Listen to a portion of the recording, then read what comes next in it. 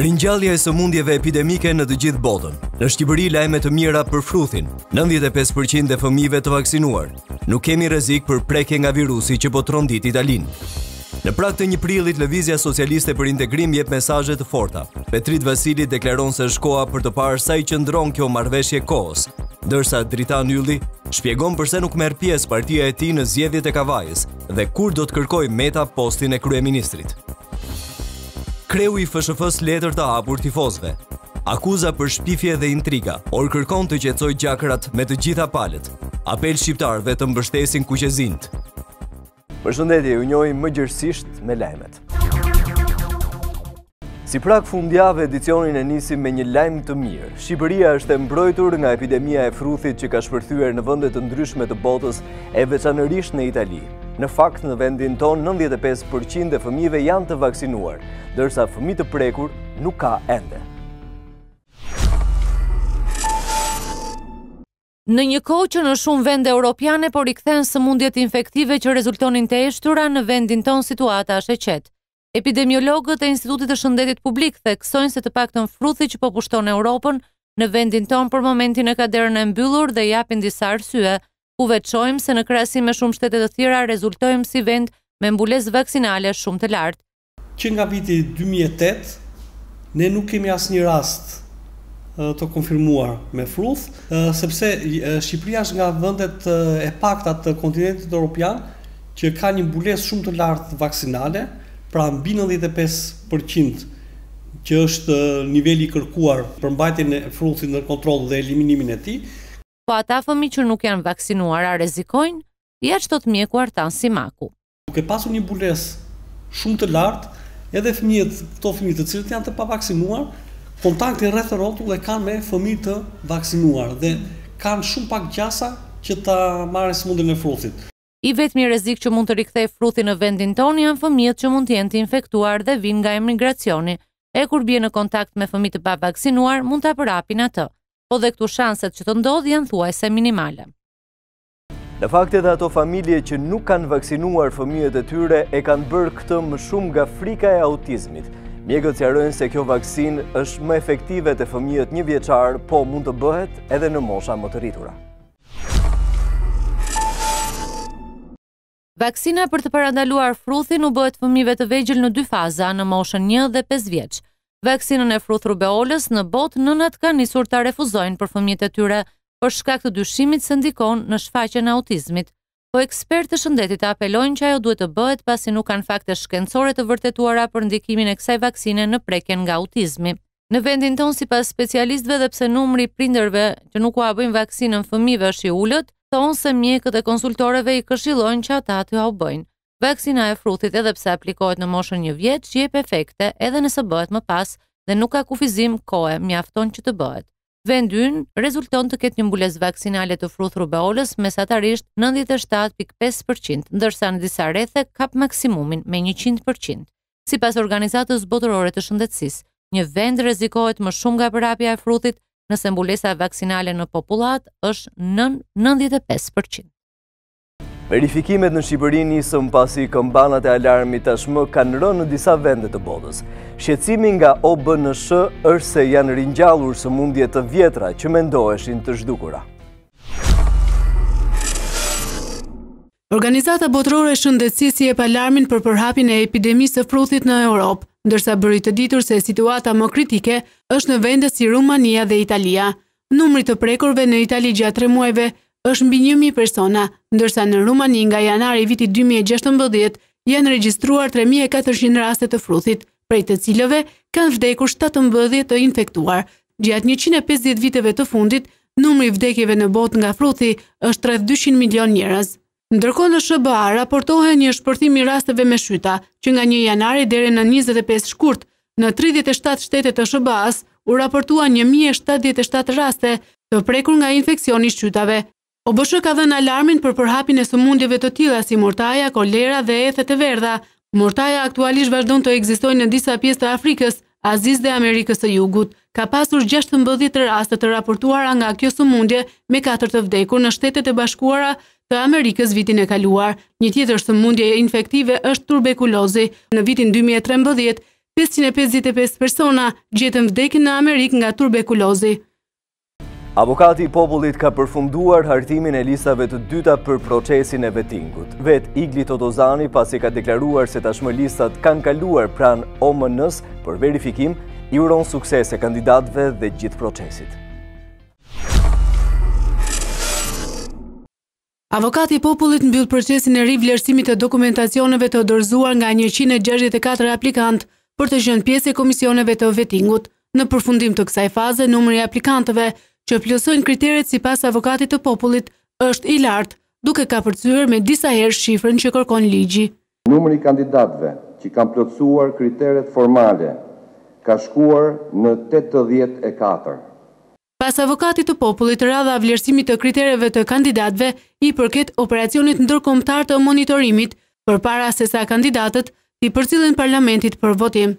I kemi dorëzuar misionit ndërkombëtar të monitorimit listën me emrat e kandidatëve të cilët i kanë plotësuar kriteret formale, listën e kandidatëve që nuk i kanë plotësuar kriteret formale sipas ligjit. Në fund, avokati i popullit Igli Totozani kishte këtë mesazh sa i përket këtij procesi. Sukses e vettingut, sukses e reformës në drejtësi. Imagjinoni politikan kandidat për deputet në radhë për të dhënë shenjat e gishtave. Kriminalizimi që diktoi dekriminalizimin ka nxitur Bashën të kërkojë ndihmën e Europolit në këtë drejtim. E sipas kreut të opozitës, ky institucion ka dhënë garanci se është i gatshëm të verifikojë politikanët shqiptar. Nga Malta, Lulzim Basha është kthyer më optimist se kurrë për zgjidhjen e krizës politike në Shqipëri.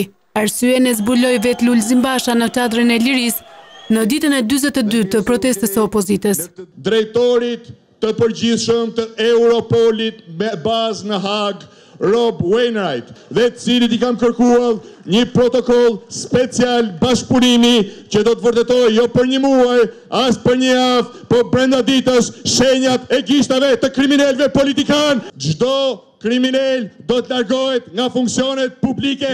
Basha zbuloi se ky vendim i është përcjellë dhe krerëve të mazhorancës. E kanë marrë me shkrim mbrëm, ose s'kan fjetur, ose kanë shtuar dozën. Kjo marrëveshje do të garantojë dhe konfiskimin e parave të drogës. Peshë të mëdhej e peshë të vegjël, bëhuni gati, parat që a keni vjedhur shqiptarve, do t'i dorëzoni deri në 1. Ndërsa për negociatat me shumicën për zgjidhjen e krizës politike në vend, sipas Bashës, do të bëhen vetëm me këto kushte. Zero shans që ne të pranojmë një qeveri teknike kukull. Një ditë para 1 prillit, një datë e rëndësishme për koalicionin PS-LSI, duket se ka ardhur momenti për reflektim mes dy partive.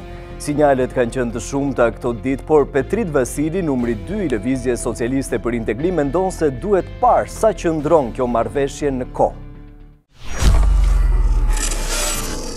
Një ditë përpara marrëveshjes 4 vjeçare të 1 prillit, ku Ilir Meta dhe Edi Rama vendosin të firmosin koalicionin parezgjedhor, një nga zërat më të rëndësishëm në Lëvizjen Socialiste për Integrim, Petrit Vasili, ka këtë qasje ndaj koalicionit. Besoj që datat janë thjesht dhe vetëm një konvencion. Në themel të gjitha çështjeve mbetet se sa të qëndrojnë në kohë marrëveshjet, sa ndershmërisht ato respektohen dhe shtë mira i sjellin vendit. Ndërkohë, vendimi i LSI-s për mos pjesëmarrjen në zgjedhjet e pjesëme në Kavaj ka ndezur debatin mes eksponentëve kryesorë të dy partive aleate. I pyetur mbi këtë çështje, ministri i drejtësisë Petrit Vasili tha se LSI tashmë e ka marrë vendimin për këto zgjedhje. Atë që kryetari i grupit parlamentar ka bërë publike dje është, besoj, shumë e kthjellë dhe shumë i qartë. Sikur është edhe më parë, Partia Socialiste, e cili ka zgjedhur dhe kandidatin e mëparshëm, i cili u largua për shkak të problemet serioze që kishte me ligjin e dekriminalizimit, dhe do të zgjedhë kandidatin apo kandidatin, nuk e di, të radhës, siç kurse ka bërë edhe me kandidatin e mëparshëm. Një tjetër zë që ka forcuar qëndrimin e LSI-s se nuk do të bëhet pjesë e farsës elektorale në Kavaj ka qenë edhe Dritan Ylli. Shqipëria do të shkojë në një udhë pa krye nëse të mëdhenjtë e politikës bashkohen për të hyrë në zgjedhje pa opozitën. Ky ishte thelbi i analizës së Dritan Yllit, antar i kryesisë së LSI-s, gjatë analizës së aktualitetit politik në emisionin Të Rejat. Nuk mundet LSI-ja të bëhet pjesë e një procesi fars. Dhe një procesi që rrezikon të fus në një udhë pa krye vendin. Kush është më e rëndësishme? Partia apo Shqipëria? Ne mendojmë që është më e rëndësishme Shqipëria.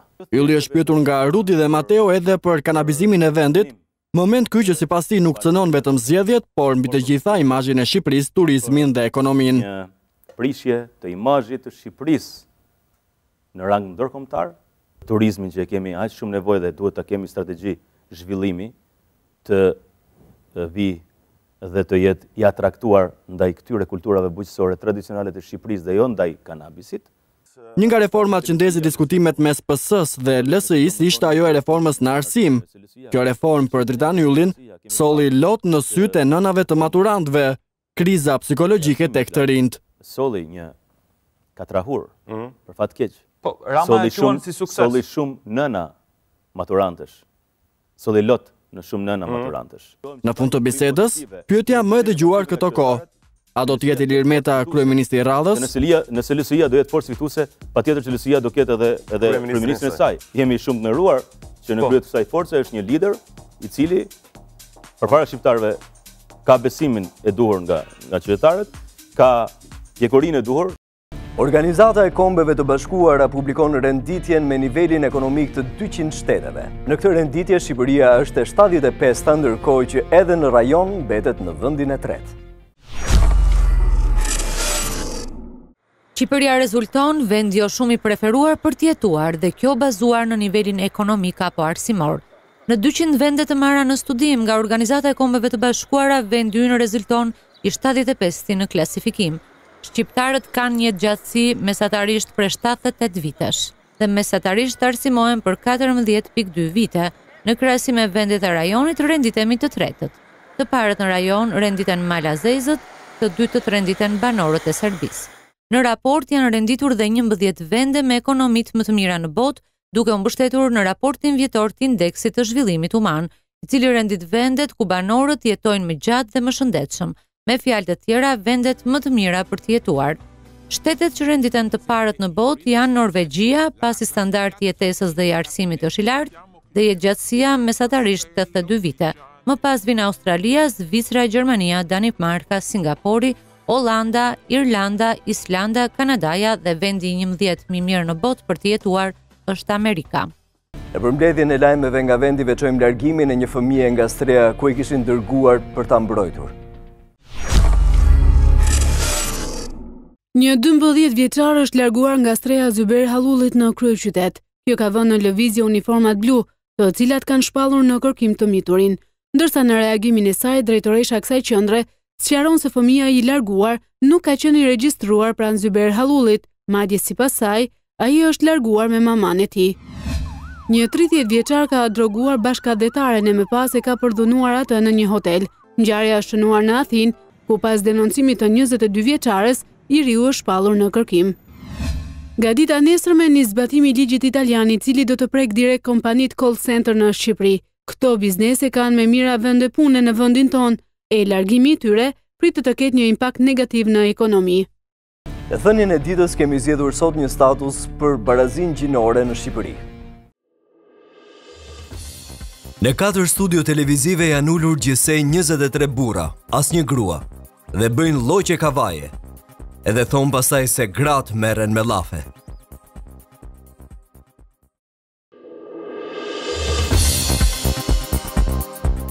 Presidenti Ivanov kusht për Zoran Zaev. Nëse dëshiron të bëhet kryeministër, duhet të mohojë paktin me shqiptarët.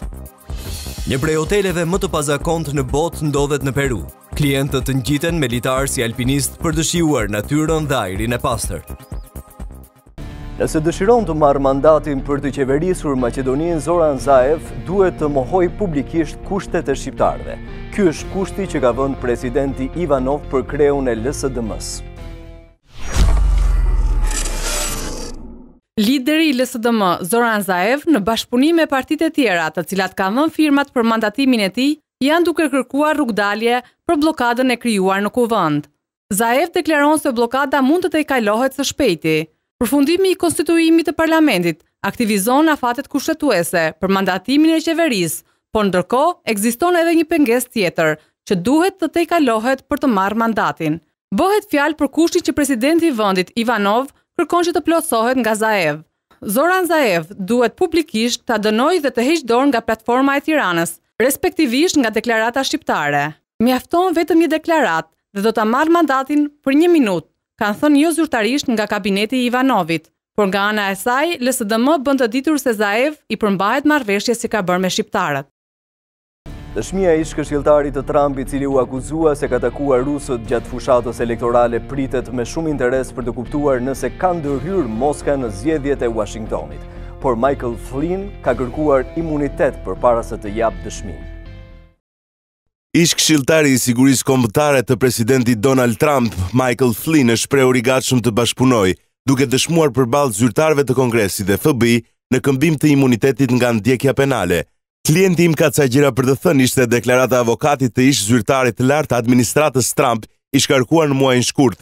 Avokati Robert Kellner tha, generali Flynn ka një histori për të treguar dhe dëshiron shumë ta tregojë, nëse rrethana do t'ja lejojnë. Takimet e tij me një të dërguar rus në kohën e fushatës i kushtuan ish generalit edhe vendin e punës. Sipas antarit demokrat të Komisionit të Senatit, Mark Erner, Rusia mund të ketë përdorur teknologjinë për të përhapur sa më shumë disinformim, përfshirë këtu lajme të rreme me të cilat ka bombarduar votuesit në shtetet kyçe si Michigan dhe Pennsylvania. FBI dhe komisionet e inteligjencës të Kongresit dhe Senatit po hetojnë dyshimet se rusët kanë hakuar kompjuterat e Partisë Demokratike me qëllim ndërhyrje në zgjedhjet presidenciale në favor të Trump, pikpamjet e të cilit janë në përputhje me ato të Moskës. Asnjë nga postimet e Trump nuk është më i sigurt. Një robot i krijuar ditët e fundit printon dhe ndjek ngadalë çdo fjalë të shkruar në këtë faqe nga Donald Trump. Brenda 3 ditësh, profili i robotit që ndjek fjalët e presidentit ka grumbulluar 200.000 ndjekës. Asnjë nga postimet e Trump në Twitter nuk është më i sigurt. Dikush ka ndërtuar një robot që ndjek të gjitha fjalët e presidentit të ri të SBA-ve Donald Trump, të shkruara në Twitter. Llogaria e Trump ishte ndër kanalet më aktiv të komunikimit gjatë fushatës së tij politike. Çdo ditë, udhëheqësi amerikan lëshon deklarata publike në Twitter, por edhe bashkëvepron me politikanë të tjerë dhe figura ndërkombëtare me anë të kësaj llogarie. Por tashmë çdo veprim i Trump përballet me robotin e quajtur Burn Your Tweet. Ai përgjigjet çdo bisede apo fjalë të presidentit Trump me një video të shkurtër, në të cilën shfaqen pamje se si ai printon fjalët, i pret dhe pasi rrëmben fletët me anë të një krahu mekanik, u vë flakën duke i djegur në një tavull duhani. Që nga dita e martë, kur roboti i kuq filloi tweeting, faqja e tij ka grumbulluar pothuajse 200.000 ndjekës. Ende nuk është identifikuar pronari i profilit apo i robotit, i cili nuk komenton fjalët e Trump, por thjesht i djeg drejt për drejt ato. Djegim tani shkurtimisht lajmet e tjera nga bota, ku veçojmë një sulm vetvrasës në Pakistan.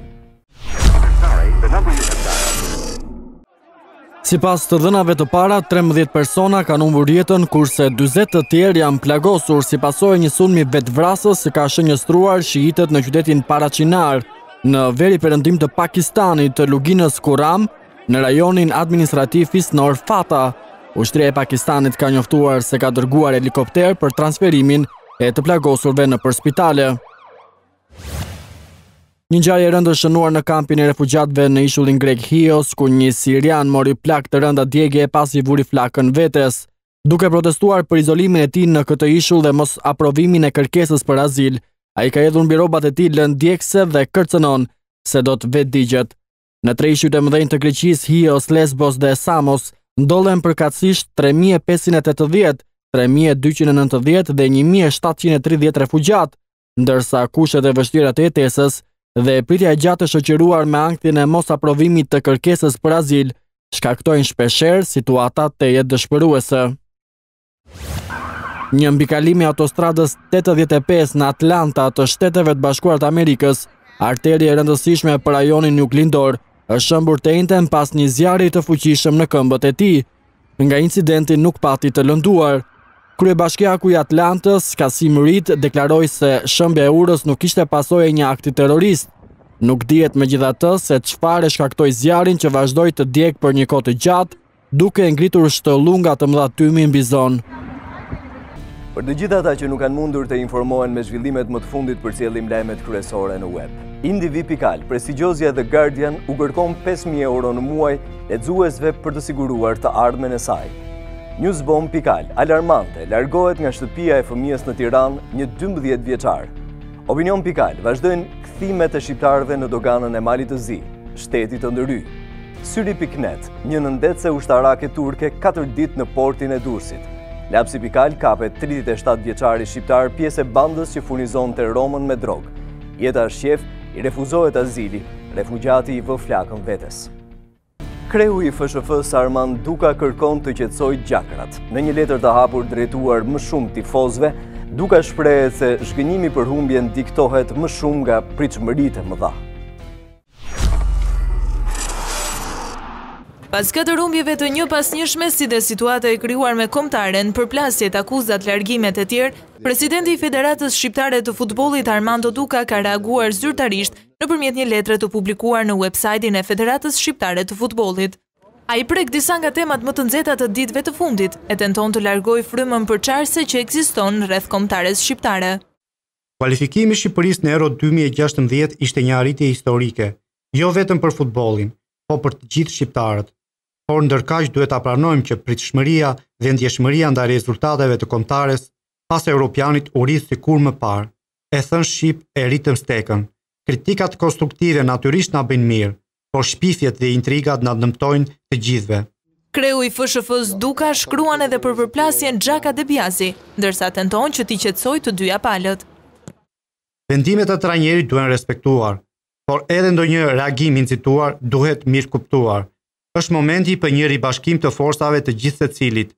Duhet vënë mbi të gjitha interesin e kombëtares. Tifozët duhet të kthehen në stadium me dinjitet për të mbështetur kombëtaren e tyre. Kombëtarja jon do të marrë një lajm tronditës gjatë këtyre ditëve, ku sipas përllogaritjeve, në renditjen e FIFA-s që do të publikohet në datën 6 prill, kombëtarja shqiptare do të humbas plot 12 vende, duke u pozicionuar në vend të 66.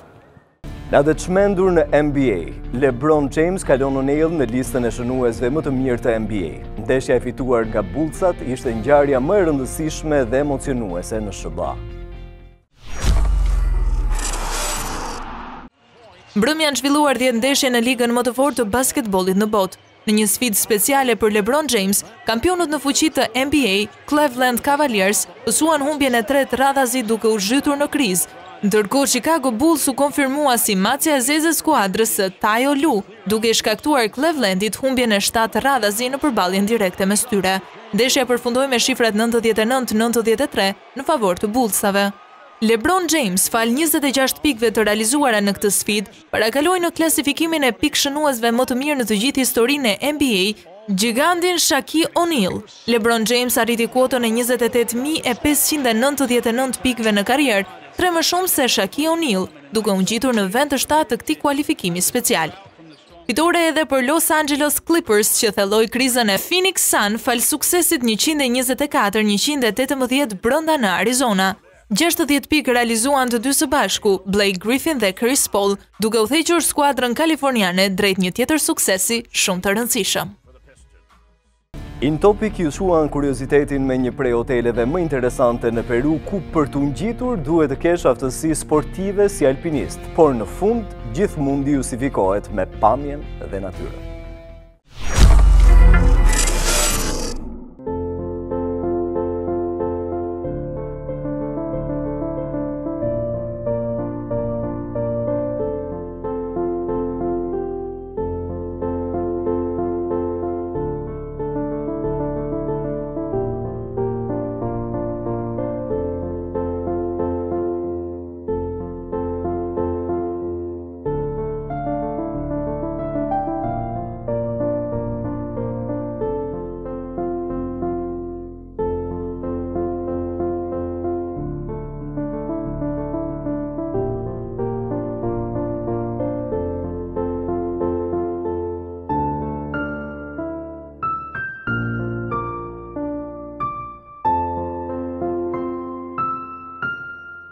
Lajmet e showbizit do të ndiqni javë e shënuar për Kim Kardashian pasi plotësohet plot një dekadë që nga video e saj e parë pornografike.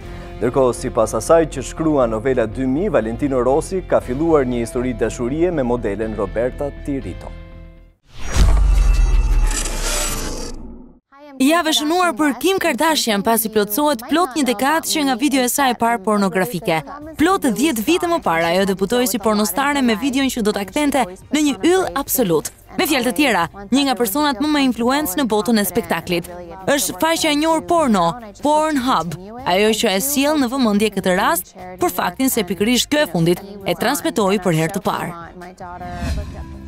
Që kur përfundoi në faqet e para të mediave në verën e vitit të kaluar, Anastasia Vitko, e pagzuar edhe me emrin Kim Kardashian i rus, tërheq gjithnjë më shumë vëmendjen. 22 vjeçaria numëron me miliona ndjekës në rrjetet sociale, ku është tejet aktive me postime të shpeshta dhe shfaq linjat e veta, duke u kujdesur që të theksojë gjithmonë se është 100% natyrale. Ai po shijon vendin e tretë në MotoGP në Qatar, por duket se vendi në podium nuk është i vetmi motiv lumturie për Valentino Rossin. Sipas zërave dhe sipas asaj që shkruan Novela 2000, piloti ka filluar një histori dashurie me modelen Roberta Tirito. Ajo është shumë e famshme në rrjetet sociale me fotot e saj gjysmë e zhveshur. Shumë firma të njohura e duan, por Vale 46 është në pole position. Megjithëse ka disa dekada që është ndarë nga jeta, Albert Einstein vazhdon të ketë ende ndikim në jetët tona. Ndiqni për më shumë videon virale.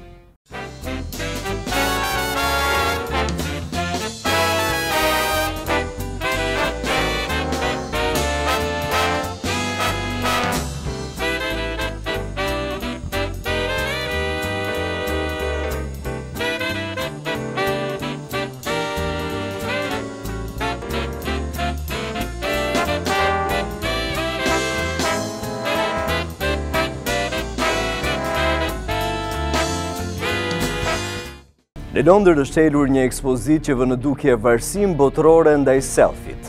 Me mira foto selfie në rrjetet sociale janë publikuar në instalacionin e artistit Christopher Baker.